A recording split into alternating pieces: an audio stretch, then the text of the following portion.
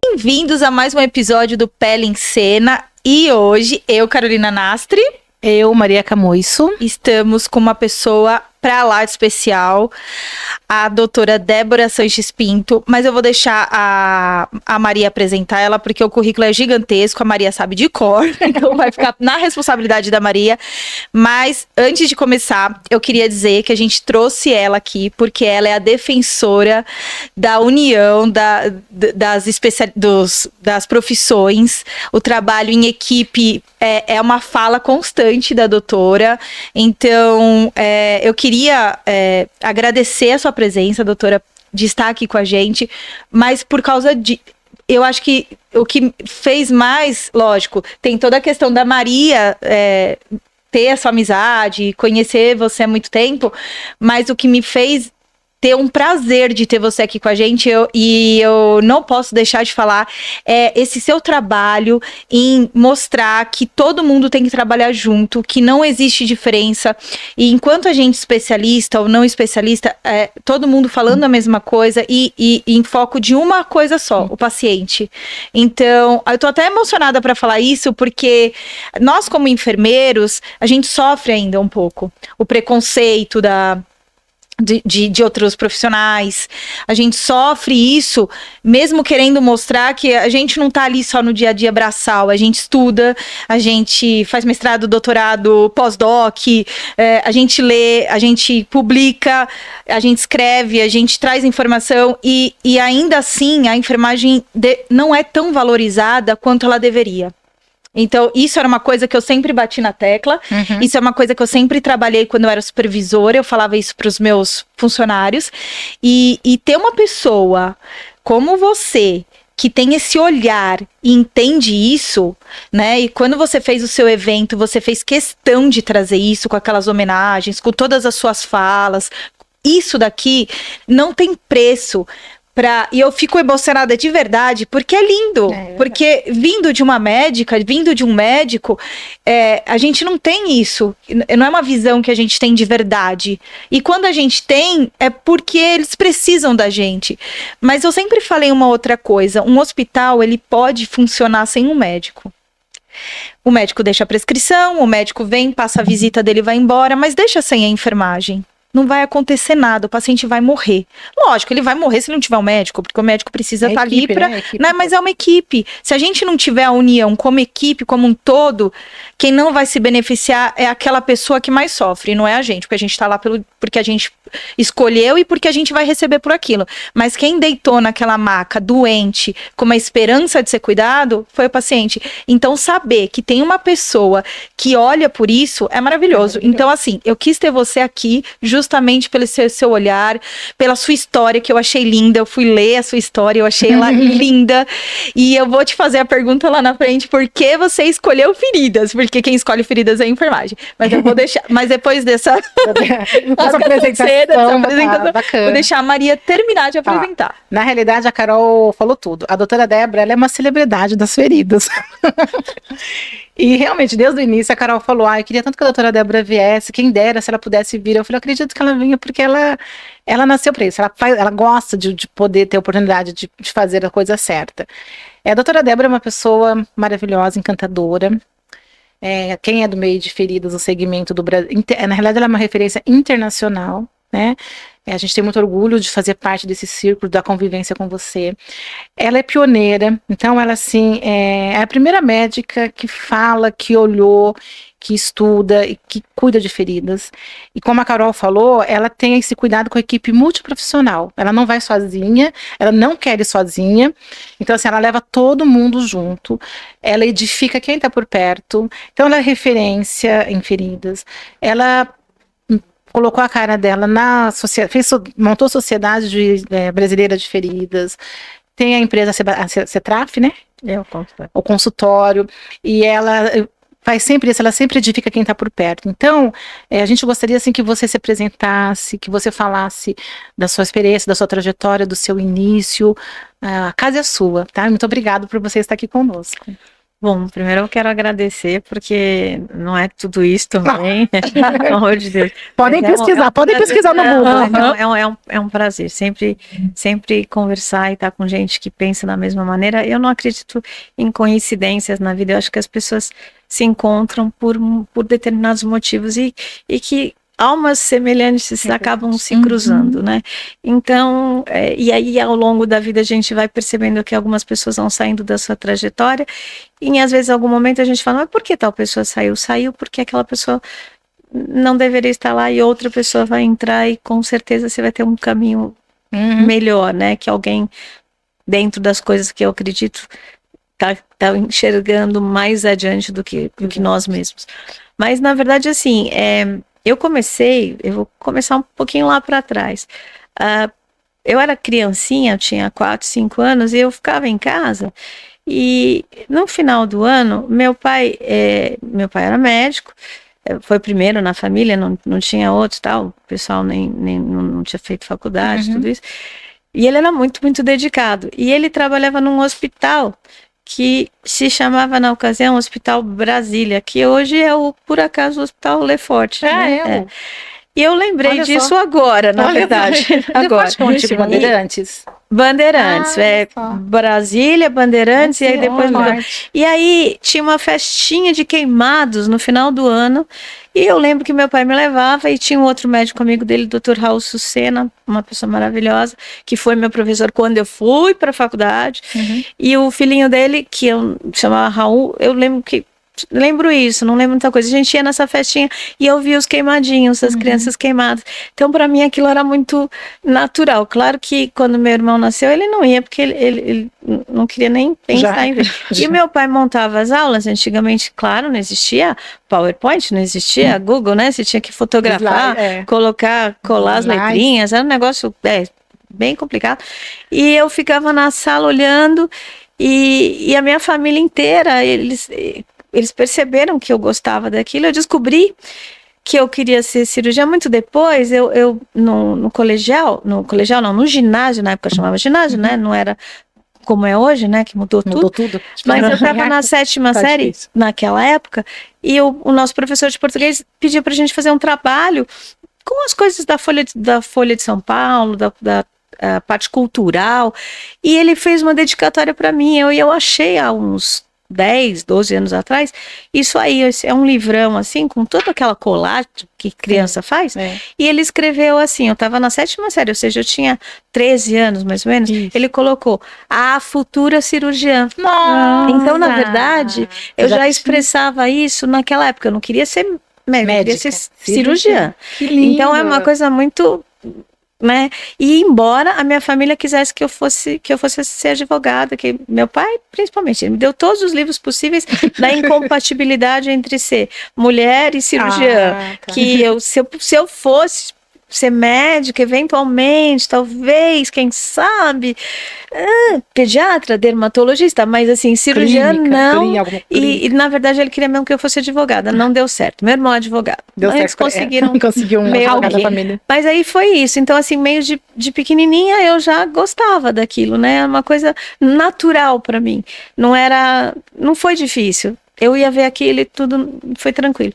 Quando eu fui para a faculdade, e realmente, como eu não ia ser clínica, o meu pai falou o seguinte: você tem certeza que você não quer ser clínica? Eu falei, tenho. Ele fez, então você seja a melhor clínica que você possa ser, porque cirurgia você vai aprender o resto da vida, você tem o resto da vida para aprender.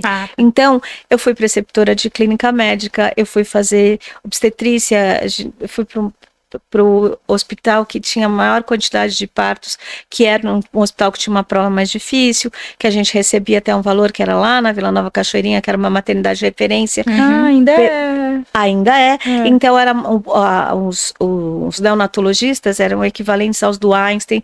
Então, o meu estágio, que era 3 vezes por mês, eu era do plantão 0, o 10, o 20 e o 30, eu não tinha falta no Hospital das Clínicas, porque era uma maternidade reconhecida como maternidade escola. Só que tinha uma prova mais difícil, você tinha que se dedicar mais. Então, tudo que eu não ia fazer, eu fiz. Porque ele falou, o que você escolher fazer, você vai ter o resto da vida para estudar. Olha, que legal. Então, aprenda o resto. Olha, Porque você precisa disso. Então, eu fui fazer. Eu não gostava, então, o que eu não gostava, eu estudava muito. Nossa! Porque eu tinha que saber aquilo. O resto, eu ia ter tempo para saber olha depois. que legal. Ó, a sabedoria, né? Então eu fui escutando, fui fazendo. E aí, quando chegou na época de decidir a área cirúrgica, eu sou uma pessoa muito curiosa. Então, tinha duas coisas que me deixavam mais feliz. Ou a urologia, porque eu podia operar desde fimose até um transplante de rim, ou a cirurgia plástica, que podia ser desde uma unha encravada até o cabelo. Então, era tudo. A gastro não me fascinava muito, porque eu já sabia que tinha algo que tinha lá dentro. Ou era o estômago, ou era o intestino, era não sei o quê. Então, até no pronto-socorro, quando era tiro ou facada, eu ficava super, que bom, vou ter que abrir para ver o que tem dentro. Mas quando era alguma coisa crônica, que eu já sabia o que era, não era tão interessante. Uma coisa muito absurda, né? Então, aí, meu pai era plástico, mas independente disso, tinha uma concorrência muito grande na época e tudo. A gente teve muitas barreiras, né? Mulher na cirurgia, com certeza, tem barreira. Se tem até hoje, imagina como não era. Nossa, antes. Tinha. Eles consideravam que a mulher era mais fraca, então a gente tinha um acordo, eu e a minha dupla, que é a minha querida amiga Adriana Safatli, que a gente é amiga até hoje. Deixa eu te perguntar, são amigas até hoje? Até hoje, né? O esposo dela, Ulisses, um grande abraço para vocês.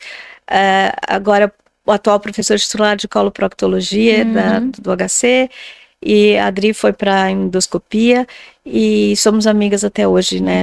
Mas qual que é a dobradinha que vocês faziam quando vocês iniciaram? Então, a gente teve que se dividir. Nós éramos 36 residentes de cirurgia geral, 6 mulheres e 30 homens. Então, tinha que se dividir em grupos de 3. O preceptor, naquela época, disse que não podia ter 2 mulheres juntas, porque mulher podia prejudicar, 2 juntas podia prejudicar o andamento intelectualmente falando, do outro homem que estaria com vocês. Né? Talvez. Mas como nós estávamos numa colocação entre as 6 primeiras, eu entrei em terceira, ela entrou em quinto, não teve como ele mudar isso. Então nós fomos a exceção e nós combinamos entre nós, nós não vamos chorar, nós vamos ser as primeiras a chegar, as últimas a sair. E quando nós decidimos fazer cirurgia, nós tivemos convite de várias especialidades. E no final, a gente acabou optando, eu fui para plástica, ela foi para endoscopia, mas assim, sempre tivemos muito isso de aqui não, se for chorar, vai chorar em casa. Porque existe esse preconceito, não adianta, né? Em todos os lugares. E depois, tanto é que eu lembro que quando eu era R1 ainda de geral, o então professor titular de plástica foi internado no Hospital das Clínicas com brida. Ele teve brida, ele tinha tido uma cirurgia prévia e estava tendo uma greve de nutrição lá no hospital, então ele não estava entregando a comida para os pacientes, imagina. E aí a esposa dele trazia croissant, trazia um monte de coisa, e eu estava passando no estágio. E aí ele perguntou, você vai fazer o quê? Eu falei, professor, eu pretendo fazer plástica. Ele olhou para mim, olhou meu cabelo e fez assim, ou você corta o cabelo, ou você prende o cabelo, senão você não vai nem na entrevista. E ele tinha razão. É verdade. Porque não pode. Eu tô aqui batendo papo com vocês, tudo bem. Mas tá com esse cabelo pendurado em cima do paciente, não é uma coisa legal. Mas assim, na hora você ficou... Aí na hora eu fiquei meio assim, eu falei, nem falei nada. Nem dei bom dia. Né? Já não pode isso, já não pode aquilo, já não pode aquela coisa. Mas assim, você vai percebendo que são coisas que as pessoas te tratam diferente. E na cirurgia geral, para ser aceito, eu tive que aprender 2 coisas. Uma, gostar de futebol e entender de futebol. Ai, meu Deus do céu. E a outra, ir em final de campeonato, assistir jogo, tomar um chopinho, porque eram 30 meninos. Era um pré-requisito para cirurgia plástica? Não, para cirurgia, porque senão você ficava meio excluída, entendeu? Você tinha que estar inclusa no pessoal. Então os meninos acabavam me tratando super bem, porque eu ia na final. Eu sou corintiana. Imagina, você desse seu tamanho na final. Então, tenho que declarar, sou corintiana. Não, doutora Débora, não acredito. Então, aqui não dá. Aquela coisa. Então, tinha alguma coisa que tinha que estar errada na sua vida, né? Mas aí meu vozinho era uma paixão, meu pai era palmeirense, mas não sabia nem qual era o time do Palmeiras, então meu avô levava ensinou, né? Levou vantagem. E aí eu fui aprender se estava impedido, se não estava impedido, enfim, Foi aprender. Então a gente ia nas finais, a gente tomava chopp, saía do plantão. Vamos então tomar alguma coisinha? Vamos, né? Não de beber, de cair, nada disso. Não, sim, mas vamos fazer parte. Né? Então, cansada, nem queria ir mais. Vamos, galera. Vamos, galera. Tamo junto. Então, assim, isso fez toda a diferença, porque você tem que se situar, né? Uhum. E foi muito legal, porque essas pessoas são minhas amigas, são meus amigos, né? Dos 30. Até hoje, a gente, da minha turma, eu fiz Bandeirantes, da minha turma nós entramos na medicina na USP, nós entramos, eu não lembro se foram 49 ou 50. Então nós entramos... Da escola? Todo mundo entrou junto? Do mesmo colegial. Então a gente já veio junto desde os 14 anos. Que legal. É o pessoal que, sabe, já... Crescemos juntos. É uma família. Então a gente continua. E do grupo, a gente tem um grupo de WhatsApp, eram 165 alunos na turma A e B, eu acho que era isso. Ou 160, não lembro. E a gente tem, eu acho que nosso grupo de WhatsApp, que é a Ana Cristina que cuida, a Nenê, a Ana Cristina Lombardi, que é a nossa cola, né, Sim. nosso elo, eu acho que a gente deve ter uns 130 ou 140 que a gente se fala que legal. com frequência, né? E assim, as coisas boas, as coisas tristes. A semana passada nos encontramos num momento triste, que foi, perdemos uma colega de turma que a gente amava muito, a Cláudia Naves Bachler Hermann, esposa do Paulo Hermann, que é o atual titular da da gastrocirurgia. Estamos super queridos, ele e Ulisses. Então, assim, é todo mundo muito... Uma família, né? Uma família, né? Que vem junto de acompanha muito os tempo. filhos, a família. Isso, então, assim, todo mundo muito querido. Então, assim, não tenho o que falar. Aí, bom, isso foi, aí fui para plástica, e aí meu pai ele amava Queimados, né? Sempre amou Queimados, amou reconstrução, e ele fazia muito bem estética, mas ele gostava muito de Queimados. E aí fui acompanhando, fui vendo aquilo lá. Mas deixa eu te perguntar uma coisa. Claro. Primeiro que a Carol quer te dar um mimo, mas depois eu quero que você fale um pouquinho da história do seu pai. Eu falo, claro. A gente vai falar bastante. É um mimo obrigatório de usar. É obrigado. Eu coleciono. Que ótimo! Que legal. Apanhar. Que a gente vai falar bastante, então. Que bom que você coleciona, vai lembrar da gente. Coleciono. Então, eu trabalhei com Queimados também, eu sempre comento aqui. E eu sei do pioneirismo da sua família, que você deu continuidade. Eu conheci seu pai muito mais há pouco, né? Não há tanto tempo. Mas eu acho que seria interessante se você sentir a vontade de contar um pouquinho, né? O trabalho que ele começou, que por fim você tá dando continuidade. Então, meu pai, ele era muito amigo do Dr. Raul Sucena, então eu não vou saber precisar o ano, mas foi num congresso aqui em São Paulo, no Hotel Transamérica. Eles fundaram, eu estava junto, eu era... Não sei se eu era RME, eu era nada. fez a Sociedade Brasileira de Queimaduras, foi fundada nesse Hotel Transamérica com todo mundo. Depois, se eu falar que eu entendo... Não é verdade, eu sei que ela foi refundada depois em Goiânia, até um amigo nosso, Nelson Piccolo, que ficou como primeiro presidente, mas a fundação original foi realmente aqui em São Paulo. Depois, mas eles se entendem, eu adoro o Nelson. Sim, o pai do Nelson, né? Foi o pai dele. Não, foi o Nelson. O Nelson é um filho. Não, o pai do Nelson não. O Nelson não. O pai do Nelson tava lá tudo, não, mas foi o Nelson. O filho, Nelson. Conheço o Dr. Nelson. E tava, na época tava o Nelson, Edmar, Marcelo Borges, um pessoal que a gente tem amizade até hoje, são pessoas muito queridas. E essas coisas, assim, meu pai sempre adorou eles todos, então mas ele quis isso, eu lembro, a gente assinou uma ata, eu não sei onde foi parar isso, não faço ideia, mas foi tudo, e aquilo foi muito bacana. Então foi a primeira vez participar de uma fundação, de uma sociedade de Queimados, eu achei muito legal. A Maria Olímpia estava, que é enfermeira, que foi enfermeira-chefe do Queimados no HC bastante tempo, talvez você... Não, Maria não sei se você a conheceu. Não. Então tinha bastante gente lá. E aí, aquilo foi indo. Daí eu estava, naquela época, o Queimados tinha todo um impacto grande no Hospital das Clínicas. Então, no 5º ano, a gente atendia queimado no pronto-socorro, junto com os mais velhos, é claro. No 6º ano também. No R1 também, a gente passava nos queimados também um mês. No R2, a gente atendia no pronto-socorro e chamava o pessoal dos queimados, mas a gente sabia atender. Quando a gente ia pro R3, a gente já tinha passado 4 vezes pelo queimados. Hoje em dia, não, eles vão direto, né, no R3. Não tem mais isso no 5º ano, no 6º ano, no R1 não passa mais. O R2, enfim. Acaba indo mais para quando é você quer se especializar, né? Eles acabam vendo ali uma urgência rapidinho, daí vai para uma UTI e perdeu muito isso. Mas a gente tinha muito isso de ver e cuidar e tal. E aí, quando foi para o R3, naquela época, nós éramos só 4 residentes na plástica. E o estágio de queimados a gente passava 6 meses. Nossa. Era uma dupla. A minha dupla era o Dr. José de Arimateia Mendes, que eu estava junto com ele a semana passada na Janela Paulista, um querido, que está na Unifesp agora. E a gente chegou no primeiro dia e falou assim, bom, vamos ficar juntos 6 meses, né? Teve um sorteio, falei assim, como é que vai ser aqui? Falei, bom, é tipo um casamento, né? Você ficava mais... É uma união. Em Você fica mais com ele em 6 meses a gente conseguiu não ir ao hospital 3 dias cada um. Em 6 meses. Não. Porque não dividia com ninguém. Era só nós dois. A gente dividia o pronto-socorro com os outros, mas ninguém dividia os queimados com a gente. Ninguém queria. E aí uma curiosidade foi assim, o primeiro carnaval, que a gente pegou logo de cara, né? Tinha paciente lá embaixo, lá no pronto-socorro. E a gente não tinha autorização, como a gente não era residente, para trazer para cima que a nossa assinatura não valia.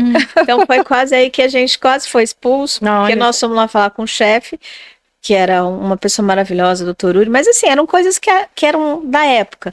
A gente falou o seguinte, o Arimateia me cutucando, tem 2 possibilidades, ou a nossa assinatura vai valer e a gente traz o paciente para cima, porque não dá para ficar descendo o tempo todo para ver e a pessoa pode morrer lá embaixo, né? Ou deixa um assistente aqui para ele assinar. Claro que não ia ficar assistente nenhum. Carnaval, então, né? a partir de fevereiro de 1990, a assinatura do residente passou a ter valor. Olha, você Senão não tinha opção, né? Daí a gente ficava mesmo. E nós dois juntinhos às 6 da manhã a gente reunia, passava visita com o residente que estava lá, se juntava de novo às 6 da tarde, porque a gente tinha coisas diferentes para fazer, mas a gente 2 vezes por dia, pontualmente, dia de trocar catéter, tudo junto, sabe? Uma coisa muito... E aquilo deixa você muito unido, né? E você... E confortável para trabalhar, né? Porque você tem um parceiro que vai te ajudar na hora que você precisar. Com certeza, né? E a gente... E foi assim, então, fascinante. Isso foi na residência, mas aí na sua trajetória você continuou, você voltou para os queimados. O queimado eu nunca saí, na verdade, porque, assim, então. Quando acabou a residência acabou em... Acho que foi... Bom, foi 90, 91, 92, então janeiro de 93. Aí teve o concurso, um concurso no Hospital Regional de Osasco para cirurgião plástico, que era cirurgião plástico geral, eu prestei, entrei, quando eu cheguei lá eles falaram que não era bem para plástico, era para tiro, facada, outras coisas, mas tudo bem, fiquei. Aí abriu pro HC em 97, 98, não vou lembrar com precisão. E aí era por queimados. A vaga era queimados. 99% das pessoas que entram, eles entram via queimados e pulam para outro lugar. Mas eu não queria pular para outro lugar, eu gostava de ir lá, né? E eu entrei junto com pessoas incríveis que estavam lá comigo. O Vandir, por exemplo, que foi para Jundiaí, a gente estava na mesma prova, fazendo aquelas mesmas coisas. E aí a gente foi. E foi muito legal porque nós percebemos, quando nós nos vimos lá, nós éramos nós mesmos, os intensivistas, a gente atendia a urgência, a emergência, o ambulatório, fazia cirurgia, tudo, né? Não era nem 3 em 1, era 6 em 1. Tudo. E a gente nós vimos que nós não éramos bons o suficiente para tocar uma unidade de terapia intensiva, a gente precisava de ajuda. Tinha bebê, tinha criança de meses, tinha idoso, tinha... ficava tudo misturado? Tudo misturado, a gente tinha tudo. Nós tínhamos pediatria, a gente tinha 60 pediatra. Então nós começamos a usar desde a época da residência, a gente já usava usava os nossos amigos, né?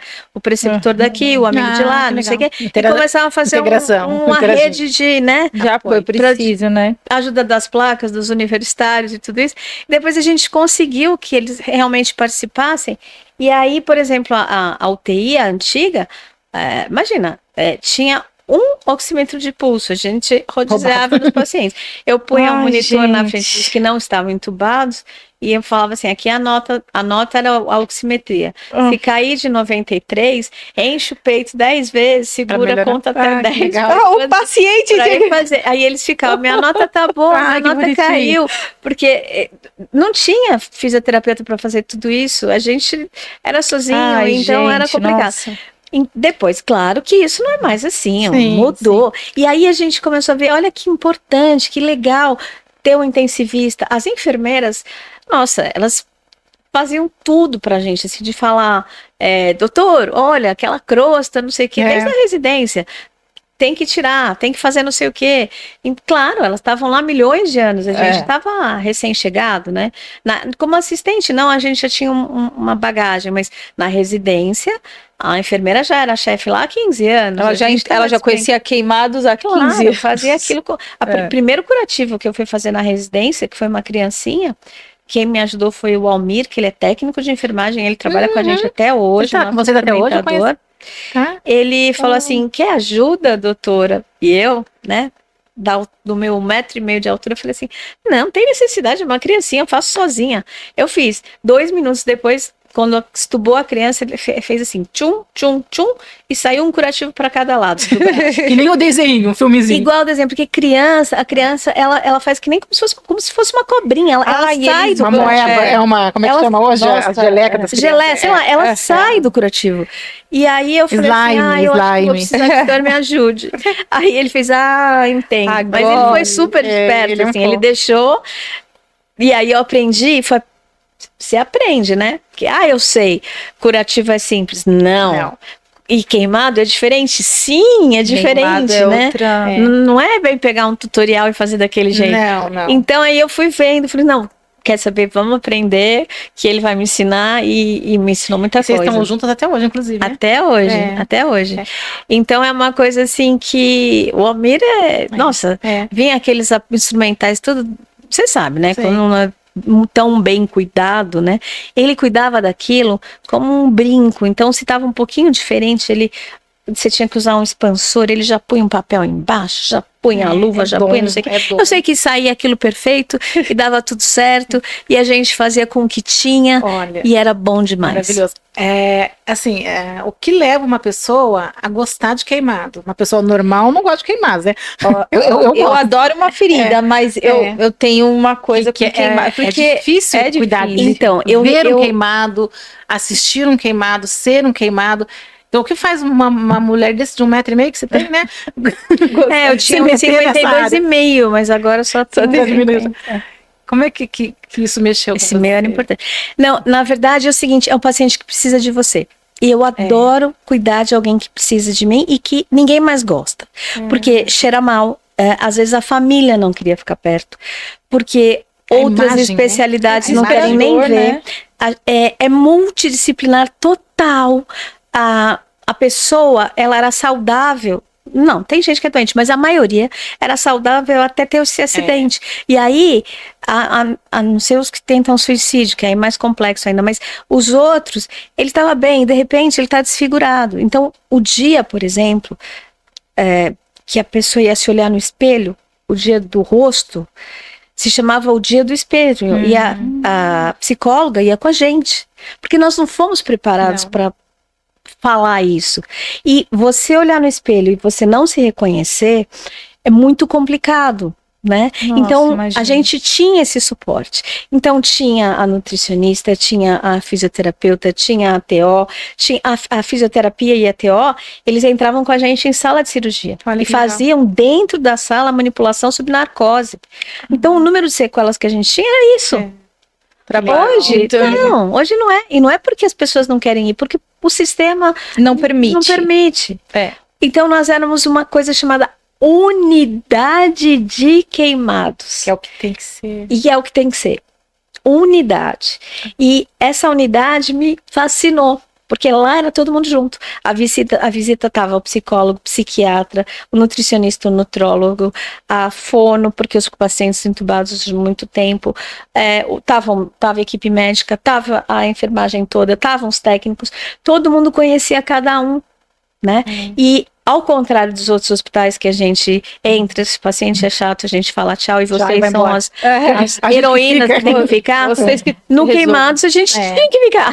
Porque era Sabe quando eu fiz enfermagem, eu entrei no hospital a primeira vez, eu achava que era tudo assim. Igual a gente vê na televisão, achava que era isso, trabalhar, vamos passar a visita no paciente, ia todo mundo, ia todo mundo junto.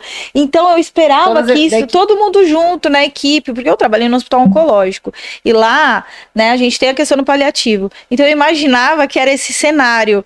E aí eu me deparei com o cenário que em qualquer hospital não é assim. Passa o médico, depois o enfermeiro entra a hora que dá, o técnico vai a hora que precisa o paciente, e o paciente tá ali sozinho, ninguém. Quando a comunicação ela se perde no meio do caminho,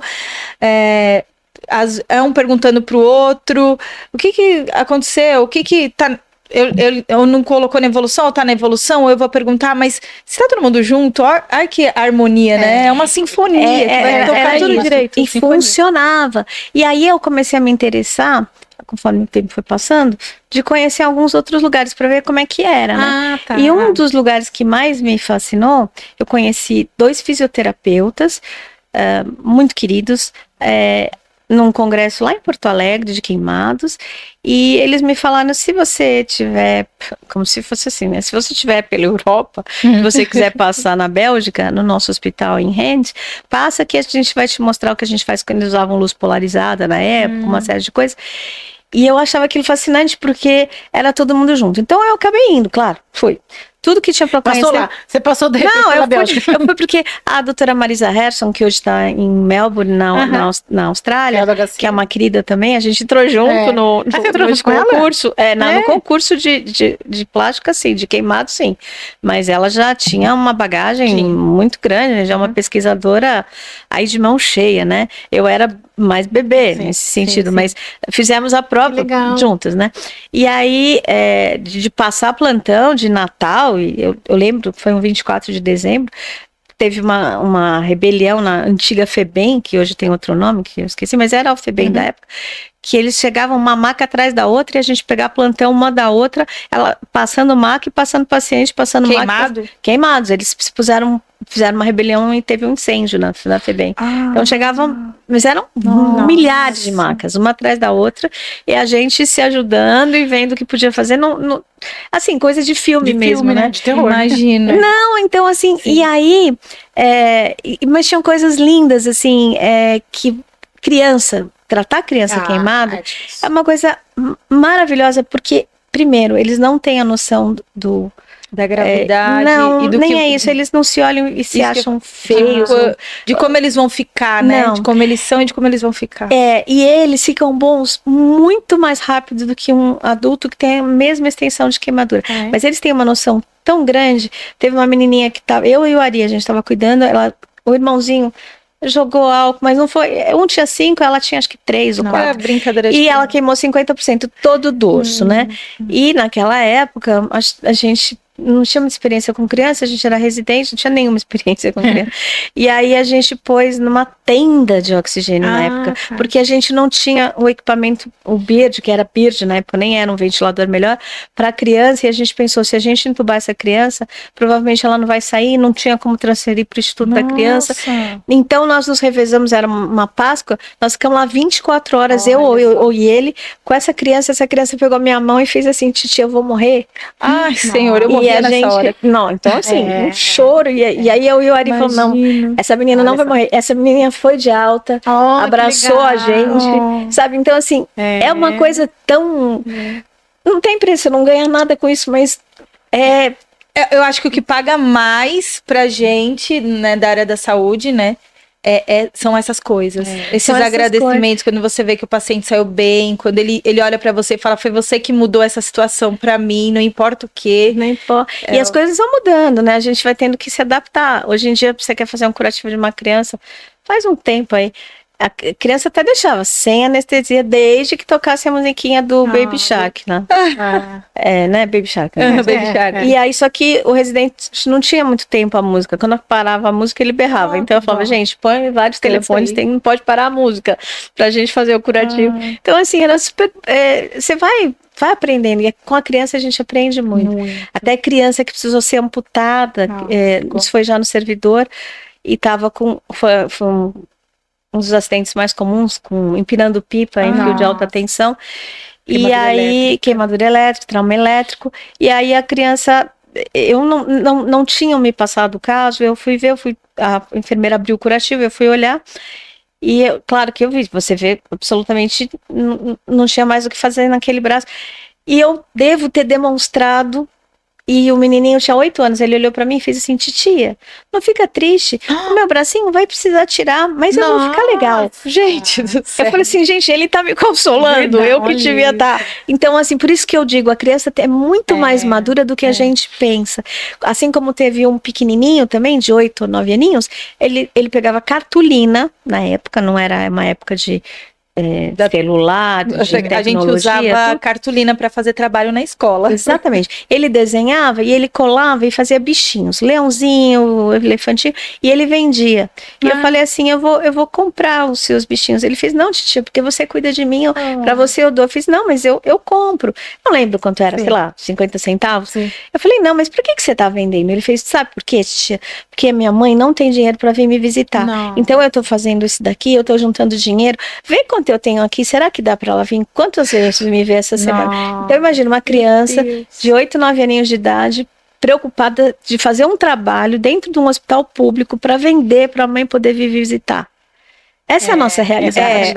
Esse paciente precisa da gente. Olha só, é verdade. Ele precisa de você. Teve um pacientinho que ele era tão bem cuidado e a gente dava tanto brinquedinho pra ele. Brinquedinho era desenhar na luva, aquelas coisas, que ele quando foi embora a gente se assustou, teve que chamar todo mundo, fazer todo um trabalho. Ele falou assim, se eu me queimar de novo eu posso voltar pra cá? Porque ele teve no hospital o que ele nunca teve na casa dele. Essas situações que a gente encontra no SUS, você vai pra casa e aí quando você dorme, né? Nossa. Gente adulto assim, que pediu que eu cheguei lá e falei assim, eu vou liberar o senhor para você passar o Natal. Ele, pode me deixar aqui, eu queria comer no Natal. Nossa. Quem não trabalha com SUS, minha gente, que eu trabalhei um tempo no Sírio e trabalhei 12 anos, bem realidades diferentes. 12 anos no SUS. Já cheguei a ter situações dessa de tipo, deixa eu internado porque eu não tenho o que comer. E como que você vai pra casa? Como que você come sabendo que aquela... É difícil. Então, assim, a gente que trabalha no SUS, imagino você, né, contando com tanta emoção, olha a gente fugindo do assunto. Quantas vezes você não tirou do seu bolso? Nossa, a gente quantas vezes você não tira do seu bolso até hoje. Mas assim, mas fora, eu vou falar de queimados agora no privado. O hospital privado, ele não gosta de ter queimado. O queimado não é um paciente bem-vindo. Interessante. É caro, né? Não só isso. Ele continua cheirando mal, ele continua dando trabalho, ele continua ocupando muito tempo. O pobre e o rico têm o mesmo... Só que menos pessoas ricas se queimam comparado com as pessoas pobres. Mas eu tive algumas... Então, assim, e existe a grife dos hospitais, mas se você não for um bom médico, não importa a grife. Você tem que cuidar e gostar do que você está fazendo. Não é uma pessoa que vai chegar amanhã e vai falar, eu sei tratar queimado. Não é assim que funciona. Não é assim que funciona. Não é pela grife, é pelo profissional, pela equipe inteira que abraça aquilo. Né? Então, a gente teve paciente no Sírio, teve paciente em vários lugares. Então, assim, pacientes que, inclusive, um paciente que ficou no hospital privado, que é meu amigo até hoje, que é um querido, ele estava naquele acidente da TAM, daquele avião que morreram 199 pessoas, ele não estava no avião, claro, ele era chefe de transporte de carga, ele estava no galpão, e ele foi uma pessoa que saltou de 15 metros de altura. Ele viu que o trajeto que os bombeiros estavam fazendo jamais ia chegar aonde ele estava, porque aquele trajeto estava todo bloqueado, teria que ter um outro trajeto. O pessoal do andar dele já estava morto, exceto uma moça que estava com ele no peitoril, Eu vi da essa janela. história. E ela pulou. Só que ele viu ela pular e parou de se mexer. Ele já estava com um sapato colado no chão, o telefone derretendo, o celular. Nossa. E a mãe dele, ele era da Bahia, ele ligou para uma vizinha da mãe dele para desligarem a televisão, porque estavam filmando e ele ia saltar. Ele falou que não tinha o que fazer. O único jeito era pular, acontecesse o que acontecesse. Ele pulou. E eu estava até no servidor nessa época. E era uma terça-feira, nunca vou esquecer, porque era o meu dia. Eu falei assim: teu acidente foi aqui, se alguém sobreviver, vão me chamar. E justamente não foi lá, ele foi para um hospital privado, uma colega que não faz queimados foi chamada, ela me ligou, não sabia que era ele, ela falou assim: Débora, eu tô com um queimado grave aqui, você pode vir atender? Eu falei assim: posso. Cheguei lá, o cara, assim, fraturado inteiro, os 2 ombros, os 2 cotovelos, os 2 punhos, os 2 fêmures, os 2 joelhos, os 2 tornozelos, tinha fratura exposta, era a cara imensa, cheio de fuligem, entubado, o fêmur, eu não lembro se o direito, acho que o esquerdo, totalmente para fora. Aí nessa hora eu tive que ser um pouco machista, né? Eu falei: não sei o que aconteceu, mas eu preciso de 3 auxiliares técnicos, qualquer coisa, grandões, porque eu vou ter que limpar ele inteiro. Nessa hora eu precisava mesmo, né? Nessa hora a gente tem que precisar. A gente sempre precisa do outro. Precisa um portão. Aí vieram lá uns 3 portões e a gente limpou tudo, daí eu fiz a prescrição, aí eu falei assim: mas como que esse cara fez isso?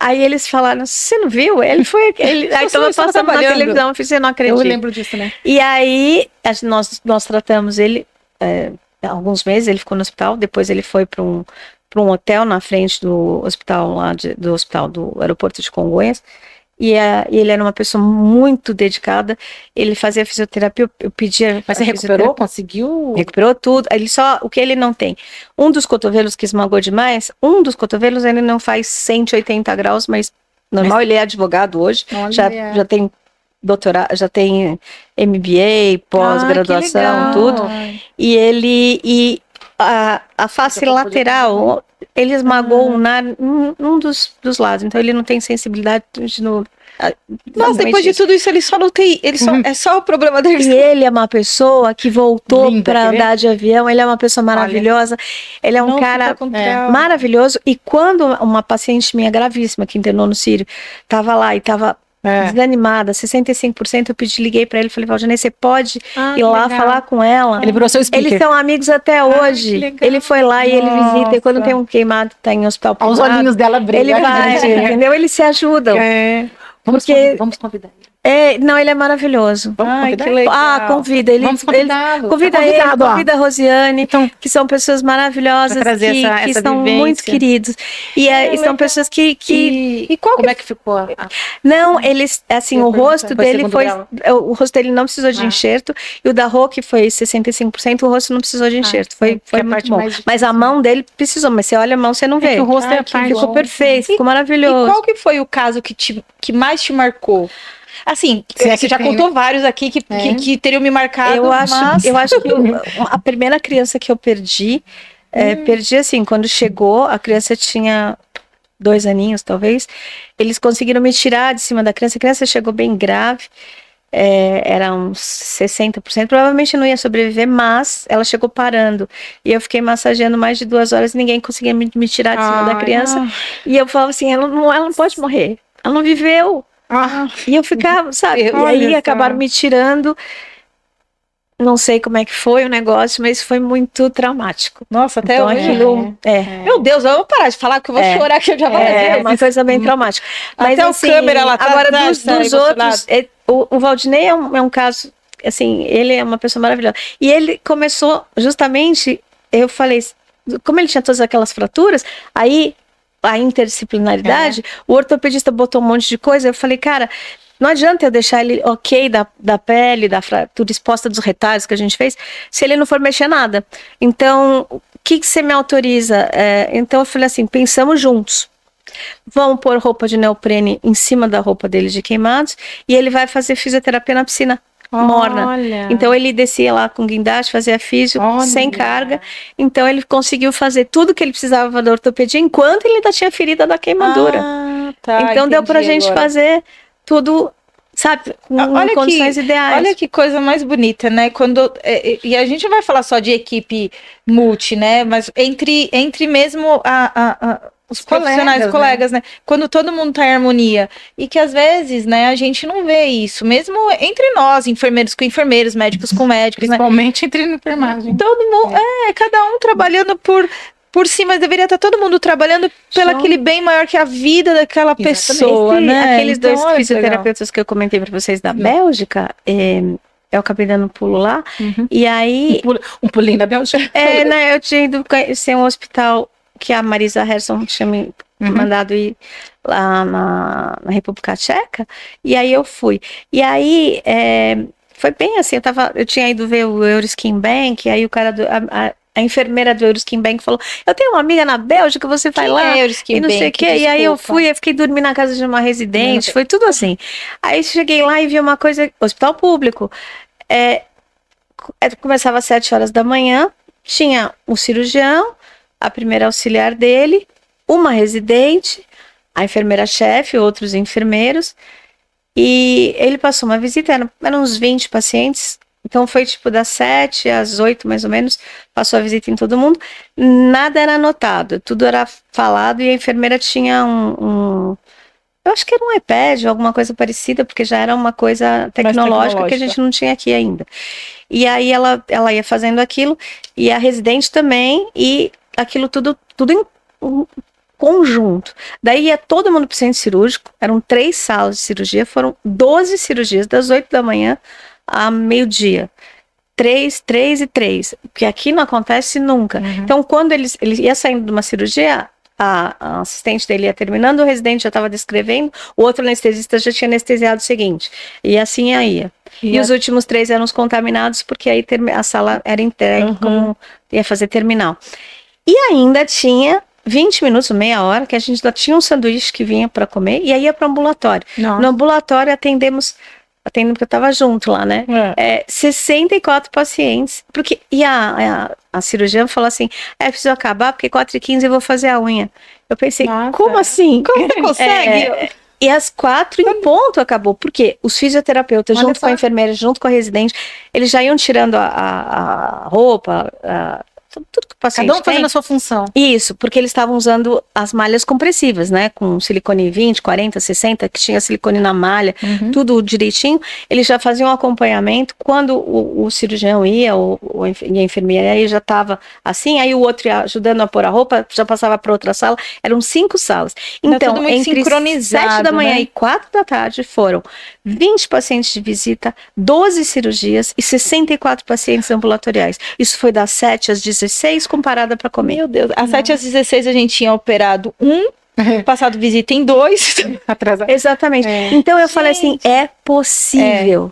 Se cada um faz o seu pedaço e junto, porque se um só for fazer tudo, não vai dar. É isso, cada um, você vai fazer 3, atendeu 3 pacientes no dia, na cirurgia, né? Mas eles ainda fotografavam os curativos, eles já tinham um equipamento próprio, então eles, quem abria o curativo, era o físio, era a enfermeira, eu não sei, fazia a foto e guardava lá no sistema. Então, se você ia no outro dia, você não precisava perguntar, você só já olhava lá, você já via a foto como estava no dia anterior. Tá certo. Então já estava tudo certinho, entendeu? Então, assim, tem como fazer. E isso foi em 2001. Não, eu ia te falar, você tá... 2025. Eu ia falar, pelo que você tá contando da história, isso faz tempo. Muito tempo. E aí você fala, ai, gente, mas quando chega aqui... Isso que vocês estão discutindo aqui, o que a gente tem que ver? Cada um fazer a sua parte, independente de enfermagem, de medicina, de saúde, a gente é de feridas, mas se a gente olhar para o outro, né, como se fosse nós, se a gente fizesse o basiquinho, né, o beabá, o que me compete, eu não sou mais bonita nem mais feia, mais bonita eu sou. Se eu fizer a minha parte, a doutora Débora faz, cada um faz a sua parte, as coisas funcionam. Então a gente está falando no nosso segmento, mas a vida é assim, né? E tudo isso que você está falando, hoje eu tô te entendendo melhor, depois de tantos anos, e tô te conhecendo melhor. Tudo que você faz, por isso que você está na Feridas, por isso que você está no Queimados, né? Porque você faz tudo que tem que ser feito. E a doutora Débora é assim, você liga para ela, você chama ela pode, ela faz, ela ajuda, ela usa o tempo dela. Então assim, onde você tá fazendo o que tem que ser feito. E aí Você não tá se preocupando, né, que se o outro fez, deixa eu te fazer, quem que vai funciona, fazer. e funciona, e é assim que tem que ser. Então não é a medicina, né? Não é a enfermagem, Não. é o humano. É o ser humano. É o ser humano. Porque isso a gente vai encontrar. Eu tenho uma irmã que é pedagoga, né? Ela é professora. Eu tenho uma outra irmã que é psicóloga. E às vezes eu comento algumas coisas que eu fico indignada. Ai, não trabalho, alguma coisa. Elas falam assim, mas lá também acontece isso. Lá também. Ou outro que trabalha com advocacia, também acontece. Então você fala assim, acontece onde tem pessoas. É, o ser humano. Né? E por que a gente não pode estar em harmonia em qualquer lugar? Eu acho que a hora que o ego fica guardadinho, porque eu vejo muita gente às vezes achando que alguém vai competir com alguém, até coisas tipo terapias. Eu vou usar a laranja porque a banana não é a laranja em vez da banana. Por que não pode ter a laranja e a banana? Exatamente. Não entendo isso. Não precisa. Por que o meu é melhor que o seu, né? Eu tinha uma chefe que ela falava assim: faça o seu, porque todo mundo tá preocupado porque fulana não fez, eu tô fazendo, fulana não deixou de fazer e tá olhando do outro e tá deixando de fazer o seu. Faça o seu, sabe por quê? Lá na frente tem alguém olhando. Tem alguém, não importa se é daqui ou se é lá de cima. Tem alguém olhando. Ela sempre falou isso pra mim. E um dia, e quando eu saí do hospital, eu falei isso pra ela. Eu falei, e eu ficava indignada porque eu fazia 1000 coisas ao mesmo tempo e eu me dedicava muito a essa questão de feridas no hospital. E eu queria que as coisas acontecessem. E aí ela falava sempre isso pra mim. Aí quando eu saí de lá, eu falei assim, você tinha razão. E eu me preocupando, quem tava deixando de ver, eu ver, e tava tudo bem. Questão. Alguém viu. E quem precisava ter visto, viu. Então não precisa disso, né? A gente não precisa eu preciso aparecer. Não é que eu queria aparecer, é que eu queria que desse certo. Que o ambulatório existisse. Você sabe que eu trouxe pode dar certo. Tem como dar certo. Eu não sei se criança assiste, né, o podcast. Nossos filhos assistem. Mas se assistir, tem uma não sei quem escreveu isso, mas é uma historinha para criança, mas para adulto, do incêndio na floresta, que teve não sei se era beija-flor, mas enfim, não sei se você conhece. Não. Então teve um mega incêndio na floresta e todos os animais saíram correndo, fugindo, exceto um passarinho. Aqueles que tem um bico bem comprido, porque o beija-flor tem um bico, é um daqueles. É outro bicho. É uma ave branca, pelo menos eu que tem no desenho, que tem um bico enorme, assim. Parece um flamingo menor, mas com bico comprido. E esse daí, ele não fugia, ele pegava a água do rio e jogava no incêndio. Aí o elefante maior passou e falou assim: que você é louco? Eu sou um elefante, eu tô levando a minha manada embora. E você com esse bico ridículo vai tentar apagar o incêndio? Ele fez, eu tô fazendo a minha parte. Exatamente. Se cada um fizesse a sua, a gente apagava o incêndio. Exatamente. Então, assim, é basicamente isso. Trazendo pro queimado, inclusive. Pro queimado, inclusive. Né? Tem tudo a ver. É fazer a nossa parte, independente de quem tá olhando, independente de. Se o outro fez ou não fez, o plantão dele ele não fez, vamos fazendo mesmo. Então, eu acho que é isso acaba te resumindo um pouco, porque você é assim. Agora, o que levou você pras feridas? Então, pras feridas foi meio uma queda de paraquedas. Foi assim. Eu era assistente já da cirurgia plástica, nosso chefe final caso era o professor Marco Castro Ferreira, foi ele que teve essa visão de feridas, de plástica, entrar nas feridas e tal, mas eu tava lá, né? Aí eles falaram que ia ter um jantar de laboratório, que eu imaginei, aquele que tem um monte de cadeiras, a gente fica lá no fundo, escuta uma apresentação, e come e depois vai embora. Qual a minha surpresa quando eu entro na sala, e não era um monte de cadeiras, era uma mesa, acho que oval, redonda, todo mundo sentado, o presidente da empresa lá, eu a última a chegar, mulher, um monte de coisa escrita na parede lá e um curativo lá na parede que não tinha uma bola em volta. Que obviamente imaginei, aquele deve ter sobrado para mim que ninguém deve saber nem o que é, né? Aí ele fez assim, bom, já que você chegou depois, você vai ficar com este curativo aqui e vai ver para que serve, o que faz, o que não sei o quê. E aí, eu sou mega curiosa e eu falei assim, não, tá bom, eu vou. Era o vácuo? Não, era o Fibracol. era da Johnson's na época, né? E os outros pegaram. Integra era da Johnson's, eles pegaram. O Actsorb, eles pegaram. Eu era da Johnson. Tudo que tinha conhecido, que você conhecia, alguém estava lá. pegou. Esse era o desconhecido, era lançamento. E aí, eu falei, bom, vamos começar a usar em área doadora, porque quando você está começando uma coisa nova, o que é padronizado é a área doadora, né? Então comecei, depois de ter feito o trabalho, até foi para o site da Johnson's Mundial, e eles começaram a usar em área doadora, tudo, porque me deram para fazer, e aí apareceu um congresso, que era o Congresso da Sociedade Americana de Feridas, que o nosso professor foi convidado, mas ele falou assim, esse congresso é um congresso que tem muito pouco médico, tem mais enfermagem, Então em Las Vegas. Então vai uma mulher. Não, assim, era em Las Vegas. Aí ele fez assim pra mim, você conhece? Eu fiz assim, não, mas eu não vou fazer turismo, né? Eu vou pra aprender. Aí ele fez, não, mas pode ir, vai no meu lugar. E aí eu fui, e aí foram 7 brasileiros, tinha 2.700 pessoas lá e 7 brasileiros. Uma galerinha que a gente até se encontra, um é o Noronha, o Rogério Noronha, que estava lá, estava lá junto. Então essa é a mesma assisti vocês falando isso no Papo de Feridas, né? Isso, essa galerinha. Aí a gente foi, minha. E aí juntou o congresso o SWOC, que é o deles, junto com o da Wound Healing Society. Então foram 9 dias, assim, intensos, de ver tudo. E aí eu fui fazer o curso de colágeno com a biomédica, ou bióloga, que fez o curativo da Johnson's. Era um curso de 4 horas. Que eu queria lembrar. Então ela explicou por que ela idealizou, como ela idealizou, para que servia, como funcionava. E aí eu comecei, poxa, que legal, metaloproteinase, não sei o quê, babá, ferida crônica.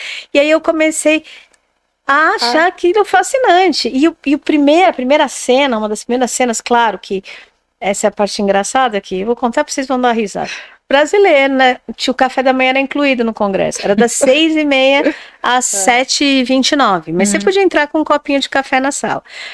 Nós chegávamos, assim, para tomar o café, tipo 7h25. Então a gente pegava a bandeja, punha ovo, bacon, tudo, e entrava na sala, porque eram mesas com a comida de verdade, para comer. Então imagina, 7 pessoas com aquele cheiro de bacon, de ovo, de tudo, manteiga, passando geleia. Claro que nós ficamos conhecidos, né? Quem eram aqueles diferentes, porque os que comem no meio das coisas, porque todo mundo com seu cafezinho super, né? E a gente com a comida não toda lá. E uma das primeiras aulas, o cara colocou, não, porque o nosso paciente, ele estava usando fator de crescimento plaquetário. Ele falou assim, o nosso paciente é um paciente que mergulha, é muito difícil de tratar, ele depende do mergulho e tal, então eu desenvolvi um curativo assim assado, a gente usa fator de crescimento, o curativo é impermeável, e depois ele mostrou o paciente, era um golfinho. E eu ia falar assim, que legal, que coisa maravilhosa. Então eu falei assim, isso é um mundo, máximo, entendeu? Ferida não é restrita ao ser humano, ferida é para tudo. É para seres. Acho que ninguém nunca pensa no bichinho do mar, né? Agora eu vou te fazer um convite aqui ao vivo. Aqui ao vivo não é ao vivo, né? Eu quero que você fale sobre animais com a gente. Falo. Cicatrização Nossa, vai ser bem legal. Golfinho, eu não sabia. Cicatrização dos pets, como cuidar. Vamos fazer um outro momento? Vamos, então, com certeza. Então, mas assim, aí eu comecei a ficar fascinada. Quando eu voltei, eu já voltei contaminada pelo bichinho das feridas. Porque, na verdade, eu fui mais como curiosa.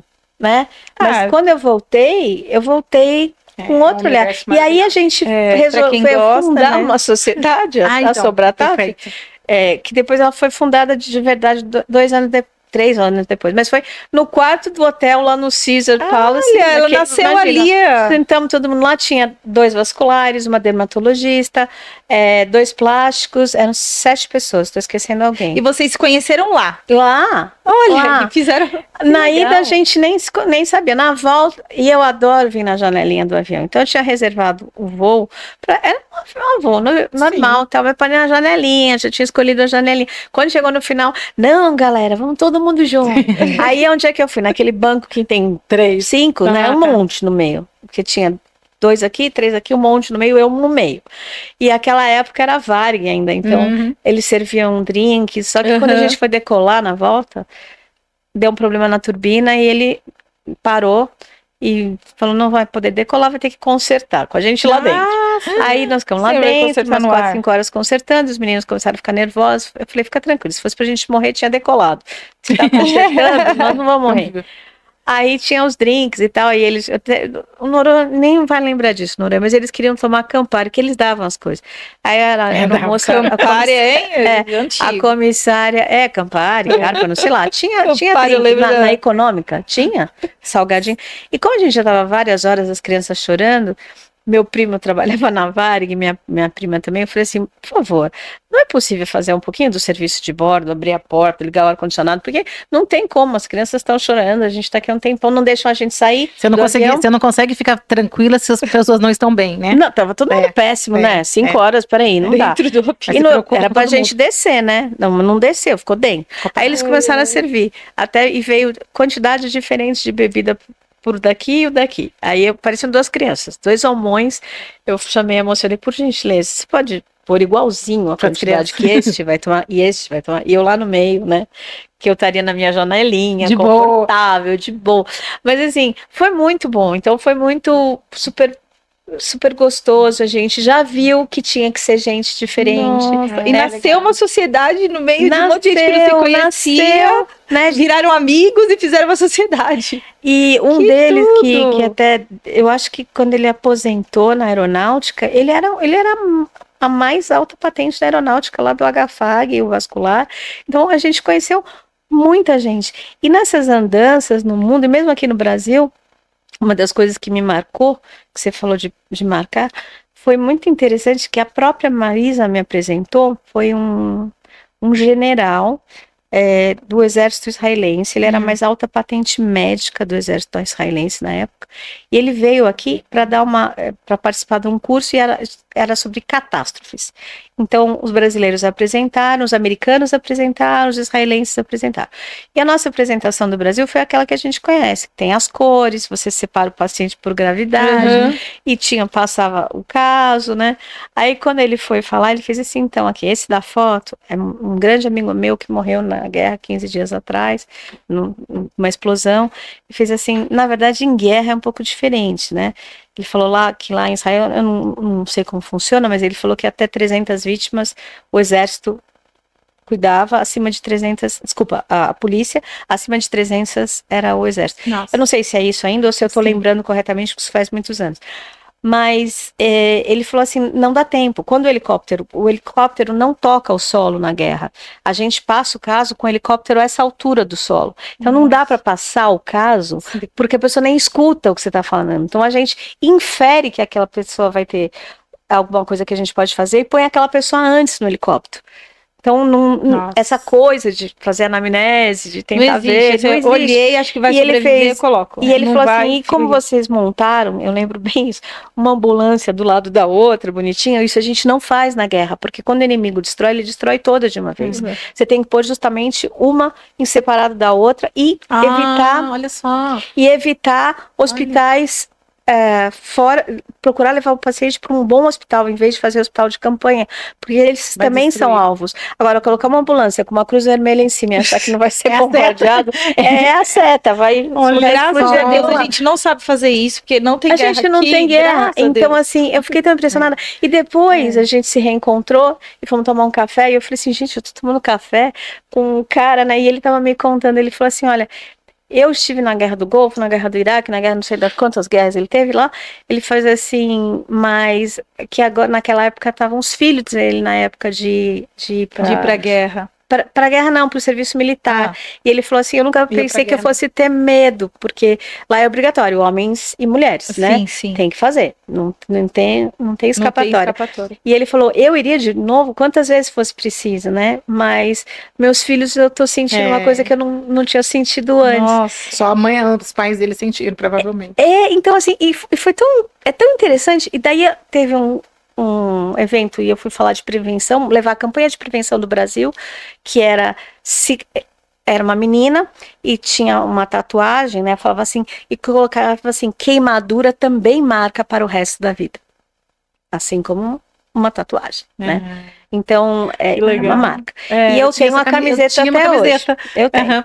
E aí eu fui mostrar Eu tinha lá. essa E tinha essa ele que ia camiseta. ser o moderador dessa mesa. No final eles não podiam ir, porque Israel às vezes fecha a fronteira, abre fronteira, né? E tem nada a ver com a guerra de agora, pelo amor de Deus. Eu não sou de Pelo amor de Deus. nada a ver, nem de um, nem de outro, nem de nada. Só um fato Só que aqui aconteceu. brasileira, gente. Sou brasileira. Brasileira. É.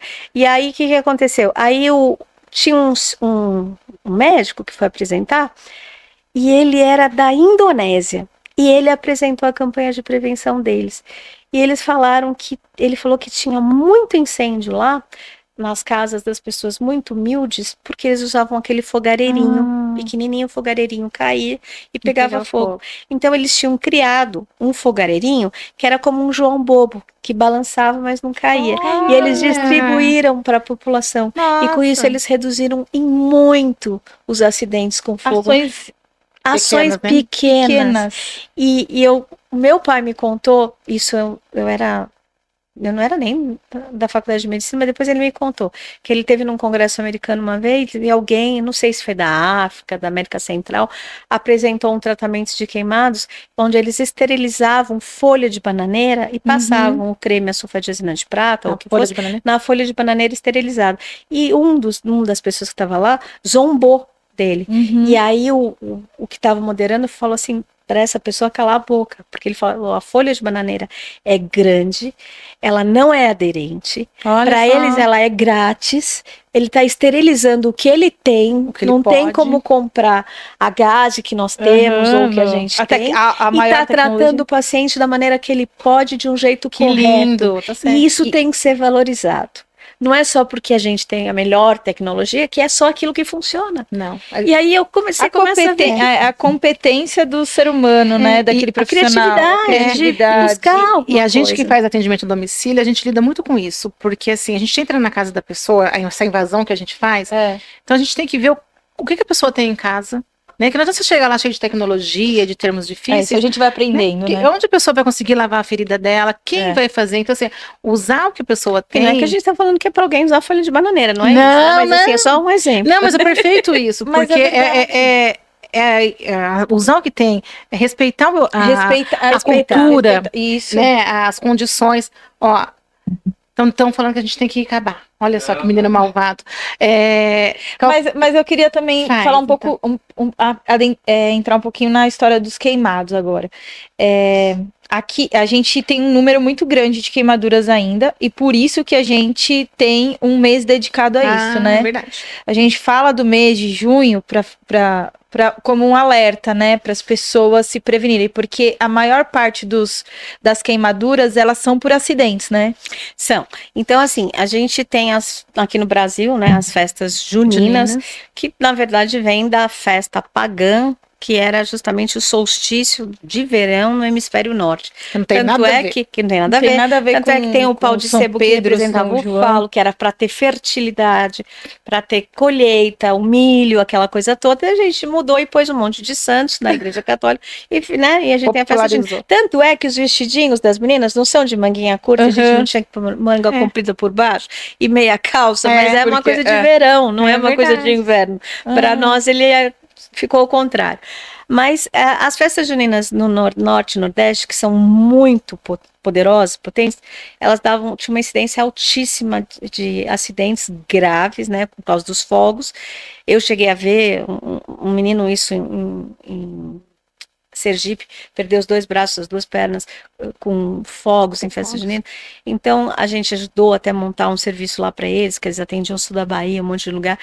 E então o mês de junho, por conta das festas juninas que tem essa quantidade grande, acabou sendo o mês do queimado, e o dia ficou o 6 de junho. Mas assim, na verdade o mês é porque é o mês que mais era celebrado de ter mais acidentes. E era onde tinha mais acidente, né? Por conta dos balões, as fogueiras, é isso. Por isso junho. E aí, o que acontece? Nós temos 75% dos acidentes são domiciliares. Se são domiciliares, são passíveis de prevenção, né? E desses a grande maioria é escaldadura, é líquido aquecido. A gente fala, mas isso não acontece mais, acontece. Semana passada, a mãe deixou 2 minutinhos a caneca não, a chaleira lá que ela estava aquecendo, o leite, o café para fora. O menino tem 1 ano e meio, ele deu um pulo, bateu, virou nele. É assim. A gente pensa que não vai acontecer. Eu fiz armadilhas na minha cozinha quando depois que o Caetano começou a engatinhar e andar, porque eu imaginava que eu ia piscar o olho, ele ia fazer alguma coisa. Mesmo. Porque é assim que acontece, assim, né? Eles põem a mãozinha no forno, se o forno é baixo. Quando eles começam a andar um pouquinho mais, eles põem coisinha no micro-ondas. Então, a canequinha não vai esquentar, mas o conteúdo vai. Aí ele consegue pôr no micro-ondas e apertar. Aí ele pega, o líquido tá quente, né? Ele consegue pegar. Quando ele vira o líquido quente, ele pode fazer uma queimadura de 3º grau na língua em 1 segundo. E que ninguém imagina. Aí ele solta a caneca. Cai nele.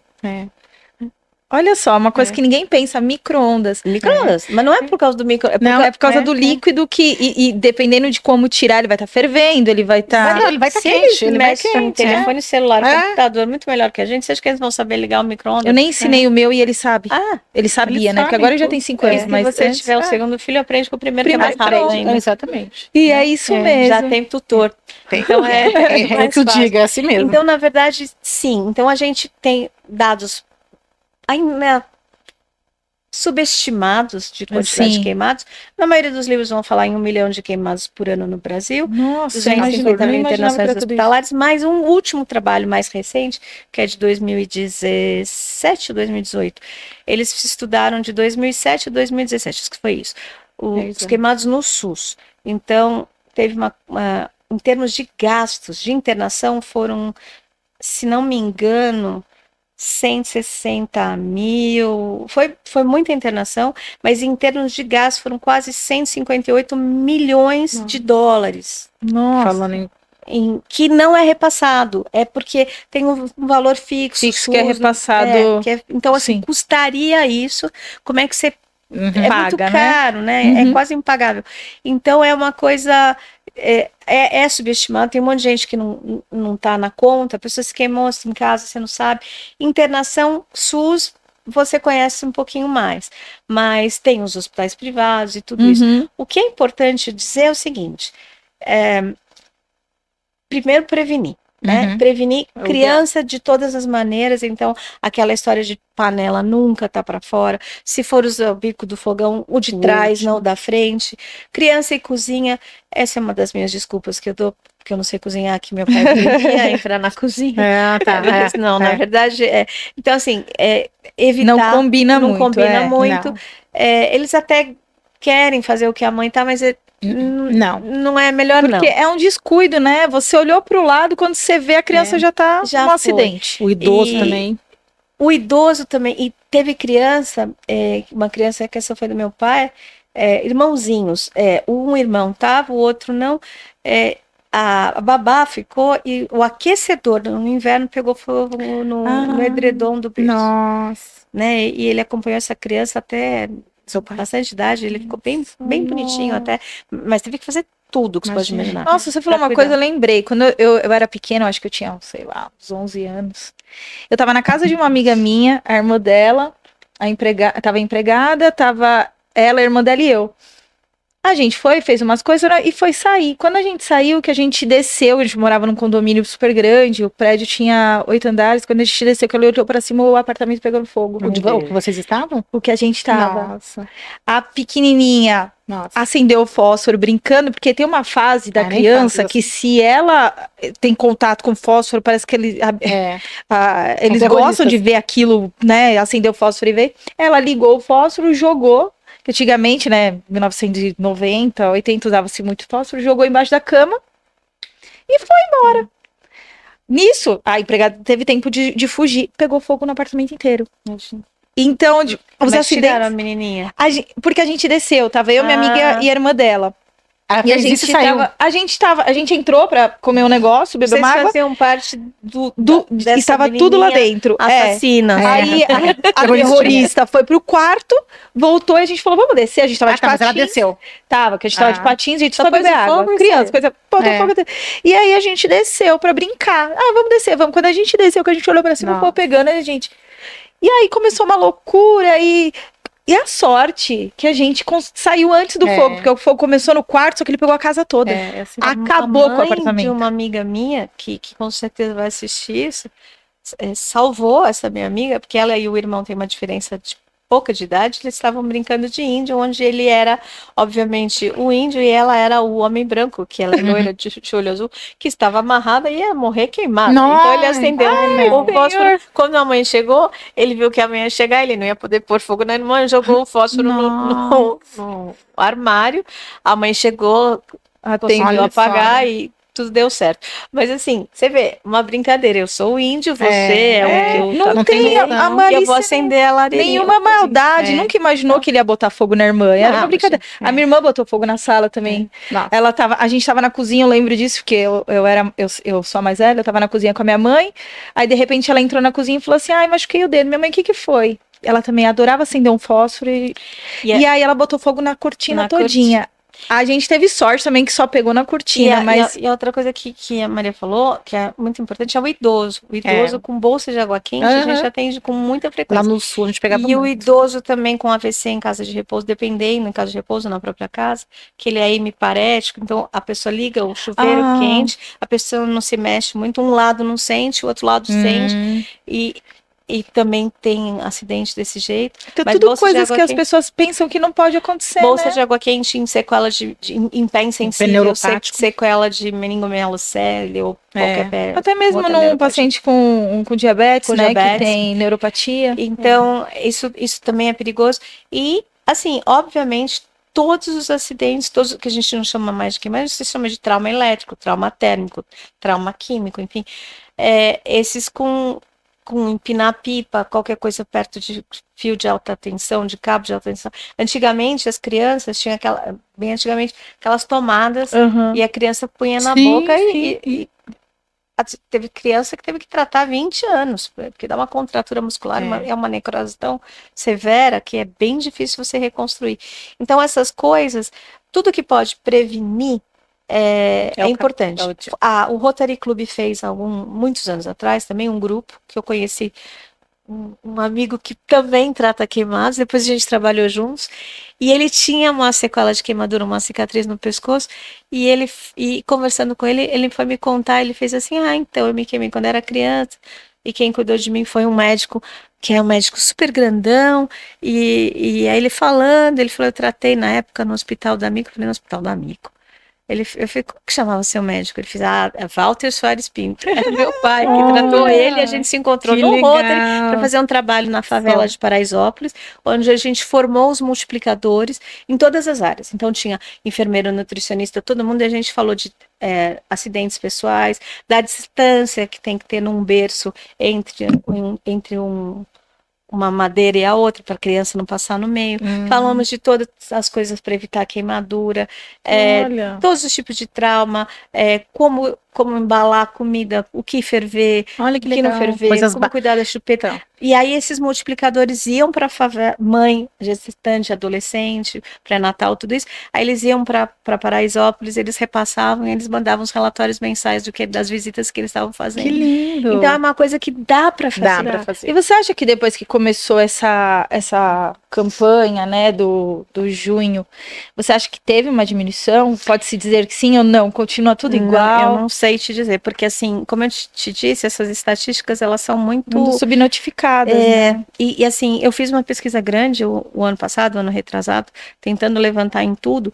Eu acho que o que a gente pode ter uma informação boa é justamente o Rogério Noronha, que ele cuida de todo o tráfico de pacientes queimados na parte da regulação, em Minas Gerais, em Belo Horizonte, então ele tem bastante, ele tem pelo menos focal, ele pode dar essa resposta. Eu acredito que sim, porque ele tem ele sabe quem passa por ele, talvez vendo como que tinha antes, mas tem muito pouca publicação, então eu acho que precisa realmente notificar tudo e a gente precisa ter uma noção maior, porque sempre fica com isso, de 1 milhão, mas será que é 1 milhão mesmo?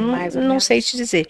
E a gente procurei bastante publicação brasileira, tem uma aqui, outra ali, mas não é uma coisa robusta para a gente dizer. Essa que eu te falei, que foi de 2007, 2017, Saavedra, eu posso depois até pegar o trabalho e mandar para vocês, que falei, pô, que legal, alguém que foi atrás, né? Uhum. Mas isso é uma coisa importante, e essa coisa da multidisciplinaridade e interdisciplinaridade, todo mundo junto, porque senão fica aquele achismo, eu acho que isso pode, eu acho que aquilo der, né? E a coisa, todo mundo fala, quanto que eu faço?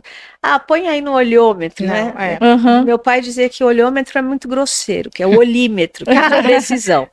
Então, mas assim, na verdade, você trocando ideia é muito Experiências, importante. né? E uma coisa que eu levei para minha área na cirurgia é assim, às vezes você está em pânico porque você vê um caso tão complicado que você fala, meu Deus, o que eu vou fazer? Se você está numa cirurgia e está acontecendo alguma coisa que você está preocupado e não está sabendo resolver, a última coisa que você vai fazer é entrar em pânico. Uhum. Porque tem várias pessoas que estão lá com você e às vezes aquele que você menos espera vai ter uma ideia boa. Olha, Se legal. você entrar em pânico, ele vai falar, se ela não sabe, eu não vou saber. Legal. Uhum. Entendeu? Deu ruim agora. Deu ruim, que foi o que aconteceu quando a gente perdeu de 7-1, eu virei no futebol. No jogo anterior, que a gente foi para pênaltis, o capitão da nossa seleção sentou e chorou. Aí eu falei assim, eu punho esse cara para fora na mesma hora, porque se cada vez que eu for operar um caso difícil, eu sentar e chorar na porta do centro cirúrgico, a família vai pensar o quê? Mas tá estressado porque é Copa? Cara, ele escolheu uma profissão para aparecer, para todo mundo ver.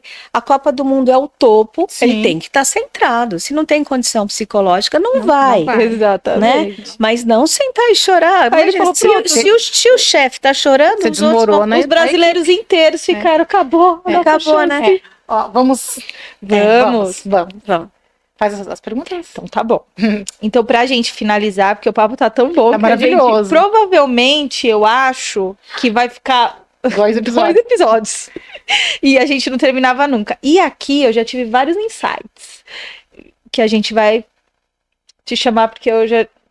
Minha cabeça lá não para nunca. Se ela nos aceitar de volta, né? Você vai. Porque eu já tive vários insights. Tá. Então, eu queria que você falasse 2 coisas. Primeiro, se você tem uma frase, alguma coisa que você fale, que você acha importante. E segundo, um recado para os profissionais. Os profissionais, como você mesmo traz tão bem, multi, né? Então, para todo mundo, uma frase assim que você queira deixar... Bom, que seja de incentivo, ou pra gente olhar melhor, ou o que seja. Eu queria que você trouxesse essas 2 situações pra gente. Então, uma que eu ponho no final de quase todas as aulas é sempre, vale para tudo, né? A prevenção é o melhor tratamento, então, se você puder evitar chegar naquilo, é melhor. Né? Sim. O tratar é sempre prejuízo, sempre prejuízo. Não importa o quão bem a gente faça, não é melhor do que não ter tido. Então, toda vez que der uma alta, que tiver oportunidade de ter contato com qualquer tipo de paciente, educar. Educação pós-alta, pós-tratamento, ter certeza que entenderam, isso é muito importante, que às vezes falta, né? Não é só dar um papelzinho, toma tal remédio e me procure Falta mais tarde, muito. né? Ou não procure, né? Não me procure, não me ligue. Qualquer coisa me ligue, mas não me ligue por qualquer coisa. Boa. Então, assim. E a outra coisa é aquilo... não importa que se vai um pouquinho mais devagar, mas se você tá junto, você vai chegar mais longe. É fatal. Você precisa um do outro, né? E o meu pai sempre dizia assim, nunca puxe o tapete de alguém. Nós estamos todos nessa vida no mesmo tapete. E lá no finalzinho, quem tá é você mesmo. Pode demorar, mas você cai. Então, trate o outro como você gostaria que você fosse tratado. E aí você vai estar acertando na maior parte das vezes. Perfeito. Olha, essa é a minha frase. Gostei eu dela. tenho em todo lugar. Faça com os outros o que você gostaria que fizesse com você, ou simplesmente não faça. Eu até gravei um vídeo desse no Instagram. O que você gostaria que... Não faça o que você não gostaria que fizessem com os outros. Então, quando a gente tratar um paciente, a gente trate da maneira que a gente gostaria de ser tratado. E eu acho que todo mundo que tá vindo aqui... Tem essa mesma vibe. Tá nessa harmonia. As frases são diferentes, mas todos levam a Deus. Inclusive Jesus, né? Essa frase é de Jesus. Olha! A gente... Agora, eu entendi por que eu também fui para os queimados agora. né? Porque eu também sempre busquei isso, de poder fazer o que você faz, de poder ajudar, fazer aquilo que a pessoa, o que você falou, precisa de mim, né? Assim, o que ninguém faça. Então, assim, ó, eu olhando friamente, eu jamais vou falar que eu gosto de queimados, porque é uma coisa muito difícil, muito dolorosa. Mas eu trabalhei muito tempo, trabalho até hoje, e eu preciso estar no queimados. Sabe, é uma coisa que eu me sinto enfermeira, que eu me sinto... é o lugar onde eu estou, sabe? Então, assim, eu entendi hoje o porquê que eu também fui pros queimados. Olha, Viu? a gente não sabe algumas coisas, só descobre depois. E agora, onde a gente pode te achar, doutora Débora? Bom, eu não sou muito ativa nas redes sociais, pretendo melhorar. Tem um... Nessa encarnação ainda. Nessa encarnação ainda. Tem um Instagram, que é o doutora Débora Sanches Pinto. Nós vamos pôr embaixo. Depois vai pôr. Tem o site, que acho que vocês vão pôr também. CETRAF. Tem O CETRAF é o consultório. Assim, tem um e-mail, eu sou super achável. Eu passo para vocês todos os contatos. A gente coloca também. Mas assim, jogou no Google, aparece tanta coisa. Mas sem problemas. Eu acho que eu tô sempre disponível. E eu só para encerrar, a última coisa que eu, na verdade, estava conversando ontem com um médico que é meu médico. Ele é um cirurgião oncológico maravilhoso. E ele nunca sai de férias, né? E eu falei assim, ele vai sair de férias 10 dias. Eu falei, você tava quase levando um cartãozinho vermelho aí da sua esposa, porque ele não sai de férias. Eu falei, você vai desligar o celular? Ele fez de jeito nenhum. Aí eu falei assim, por quê? Porque tem um Wi-Fi no avião? Ele fez assim, não, vou te contar a história. Uma vez, eu quis desligar o celular numa dessas minhas pequenas escapadas. E eu tava com os meus filhos entrando numa montanha-russa na Disney. E aí, o meu celular tocou. E era um amigo meu dizendo que eu tinha descoberto que o pai dele estava com um tumor, um pâncreas, enfim, e que estava querendo pôr no avião para quando eu chegasse, ele atender. Ele falou, eu olhei a imagem, falei, manda a imagem para mim. Eu olhei na porta da montanha-russa. Ele falou, isso não é um tumor, isso é alguma coisa vascular. Repete em tal lugar. Era um aneurisma de artéria, e se ele tivesse tomado o avião, ele ia explodir esse aneurisma no ar. Ele falou, então eu não desligo, porque vai que eu consigo ajudar alguém. Olha que tudo, que legal. Que maravilhoso. Então, um dia, se vocês quiserem chamar um cirurgião oncológico, que tem um coração do tamanho do mundo. Que o lugar dele é aqui também. Ai, qual que é o nome dele? Pode falar. Frederico Teixeira. Eu já ouvi o nome dele. Que lindo. É maravilhoso. Que lindo. Então, muito obrigado. Gente, foram muitas emoções. Não quero mais ouvir histórias de crianças queimadas. Eu não vou pra... Não, tem muita coisa bonita. Tá ótimo. Então, muito obrigada. Obrigada muito. Muito obrigada. E ó, gente, aquele o final que a gente esquecemos de falar na propaganda. Tem que curtir, tem que compartilhar.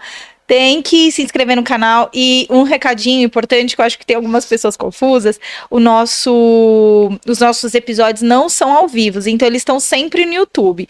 É só clicar lá, colocar a Pele em Cena, vai achar todos os episódios, se quiser assistir mais de uma vez, então eles estão sempre disponíveis, tá bom?